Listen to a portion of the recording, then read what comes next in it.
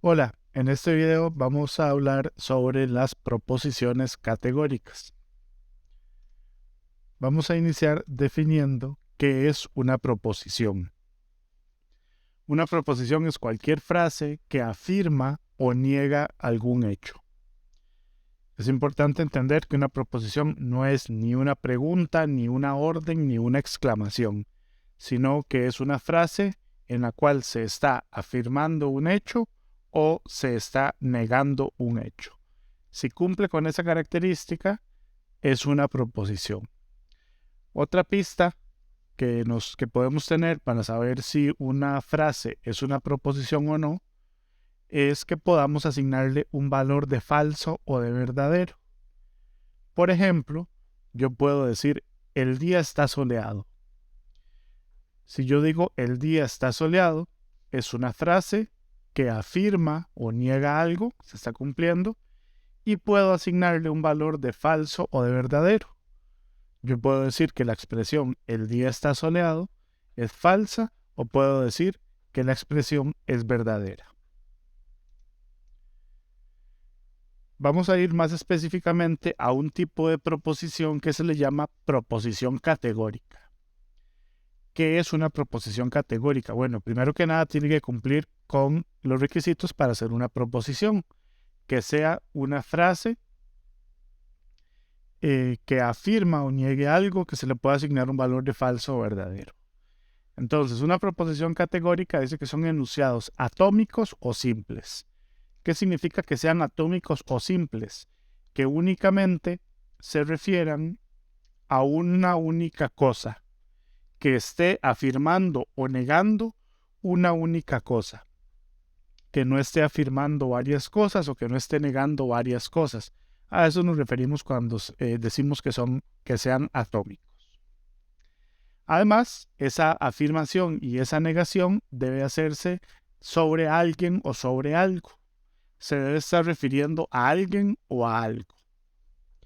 Y en este caso, este tipo de proposiciones expresan una relación entre dos elementos a los cuales vamos a llamar clases. Entonces, eh, vamos a ver algunos ejemplos, pero primero vamos a definir clase. Decimos que una clase es un conjunto de cosas que tienen al menos una característica en común. Entonces, ejemplos de clases pueden ser persona, animales, vehículos. Cuando yo me refiero a persona, a la clase persona en una proposición categórica, por ejemplo, podría decir todas las personas necesitan respirar. Es una proposición categórica porque me estoy refiriendo a la clase persona, estoy afirmando que necesitan respirar y tengo una relación entre dos clases, la clase persona y la clase de todos los seres que necesitan respirar. Entonces ahí estoy estableciendo una relación entre dos elementos. Por ejemplo, yo puedo afirmar, puedo hacer una afirmación que sea falsa, digamos. Yo puedo afirmar, todos los animales pueden volar, refiriéndome a la clase animal.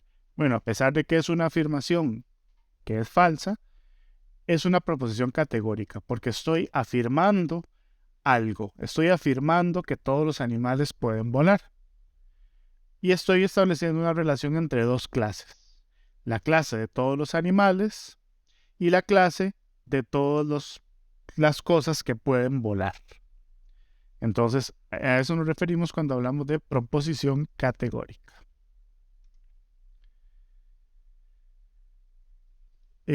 Dice, dos clases en una proposición categórica pueden estar relacionadas de diferentes formas. Por ejemplo, primero antes de los ejemplos, debemos recordar que en las proposiciones categóricas establecemos relaciones entre dos clases. Entonces, las formas de relacionarse entre esas dos clases son las siguientes. La primera forma es cuando todos los miembros de una clase también son miembros de la otra clase. Por ejemplo, todos los perros son mamíferos. Aquí lo que estoy diciendo es que todos los elementos de la clase perro también pertenecen a la clase mamífero. Todos los miembros de una clase pertenecen a la otra clase. ¿Cuáles son las clases en esta oración? Perros y mamíferos. E indico que todos los miembros de la clase perro pertenecen a la clase mamífero. La segunda forma de relacionarse entre clases es cuando solamente algunos miembros de una clase son miembros de la otra clase. Y el ejemplo es: algunos atletas son mujeres. ¿Cuáles son las clases aquí? La clase de todos los atletas y la clase de todas las mujeres. Pero lo que estoy indicando es que solamente algunos atletas son mujeres. Algunos miembros de la clase atleta son miembros de la clase mujeres. La tercera forma de relacionarse entre las clases puede ser que hayan dos clases donde no tienen ningún miembro en común. Entonces, el ejemplo sería: ningún perro es ovíparo. Tengo la clase de todos los perros, tengo la clase de todos los animales ovíparos, pero ninguno de estos pertenece a la otra clase. Ningún elemento de la clase perro es o pertenece a la clase de los animales ovíparos. Las proposiciones categóricas afirman o niegan las relaciones entre las clases. Entonces, a modo resumen de esta diapositiva, tenemos tres formas de relacionarnos o de relacionar dos clases: cuando todo miembro de una clase pertenece a otra, cuando algunos miembros de una clase pertenecen a la otra, o cuando hay dos clases que ningún miembro pertenece a la otra o no tienen ningún miembro en común. Las proposiciones categóricas tienen tres características. La primera característica es la calidad, la segunda es la cantidad y la tercera es la distribución. ¿Qué indica la calidad? La calidad indica si una proposición es negativa o afirmativa. La segunda, que es la cantidad, indica si la proposición es universal o particular. Y la tercera, que es la distribución, indica si un término se refiere a todos los miembros de una clase designada por dicho término. ¿Qué significa cada una de estas? Bueno, la calidad significa cuando una proposición indica que algo es afirmativo o negativo. Por ejemplo, yo puedo indicar que una clase A sí pertenece a una clase B, o que una clase A no pertenece a una clase B. La cantidad es cuántos elementos de una clase A participan en la relación, cuántos elementos de una clase A forman parte de la clase B también. Esa es la cantidad. Y la distribución lo que indica es que si esa proposición afecta a todos los miembros de alguna de las clases incluidas en esa proposición. Cuando mezclamos las dos primeras características, o sea, la de cantidad y la de calidad, obtenemos 4 posibles combinaciones para las proposiciones categóricas. La primera la conocemos como universal afirmativa, con el nombre abreviado todo S es P, y aún más abreviado decimos que es de tipo A. ¿Qué significa una proposición universal afirmativa? Se indica que significa que todos los miembros de una clase S también son miembros de una clase P. Cuando recordemos que en las proposiciones categóricas tenemos dos clases que se relacionan entre sí. Entonces, una la vamos a llamar clase S y la otra la vamos a llamar clase P. Y la universal afirmativa es cuando todos los miembros de la clase S pertenecen a P. La segunda es la universal negativa. Se conoce abreviado como ningún S es P y también se conoce como de la forma E. Esta indica que ningún miembro de la clase S pertenece a P. La particular afirmativa lo que nos indica es que algunos miembros de la primera clase pertenecen a la segunda. Le llamamos de forma abreviada algún S es P y de la forma I. Y la última es la particular negativa, que indica que algunos miembros de la primera clase no forman parte de la segunda. Y la forma le llamamos que es una proposición de tipo O.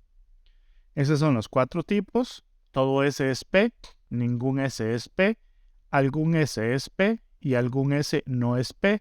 Y de forma más abreviada decimos que es una proposición de tipo A, una proposición de tipo E, una proposición de tipo I o una proposición de tipo O. Algunos ejemplos que tenemos para estos tipos, cada uno de los tipos de proposiciones. Tenemos la de tipo A, todo S es P, sería todos los políticos son mentirosos. Si usamos el mismo ejemplo para una proposición de tipo E, sería ningún político es mentiroso. Ningún S es P, ningún político es mentiroso. La de tipo I, algún S es P, el ejemplo sería algunos políticos son mentirosos. Y si usamos la de tipo O, algún S no es P, sería algunos políticos no son mentirosos. Entonces, en este caso tenemos los 4 tipos de proposiciones, las 4 formas de las proposiciones y un ejemplo de cada uno. En el primero, todos los elementos de la clase político pertenecen a la clase mentirosos. En la segunda, ningún elemento de la clase político pertenece a la clase mentiroso. En la tercera, algunos elementos de la clase de los políticos son también mentirosos. Y en la cuarta, decimos que algunos elementos de la clase político no forman parte de la clase de los mentirosos. Este cuadro resumen nos indica la proposición, el literal que se utiliza para identificar a cada uno, si es universal o particular, si es afirmativa o negativa, y la distribución en cada uno de los términos de las proposiciones. Seguidamente tenemos lo que se conoce como un cuadro de oposición. Y esto nos va a servir para ubicar cada uno de los tipos en una esquina del cuadro, en donde ponemos en este cuadro de oposición en la esquina superior izquierda la A, en la esquina superior derecha la E, en la esquina inferior izquierda la I y en la esquina inferior derecha la O. Si imaginamos este cuadro con cada una de las proposiciones ubicadas de esta forma, podemos tener lo siguiente. Cuando tenemos una proposición A y otra proposición E, se dice que son proposiciones contrarias. Esto pasa cuando dos proposiciones son universales y por lo tanto iguales en cantidad, pero diferentes en calidad. Ambas no pueden ser verdaderas, pero sí pueden ser ambas falsas.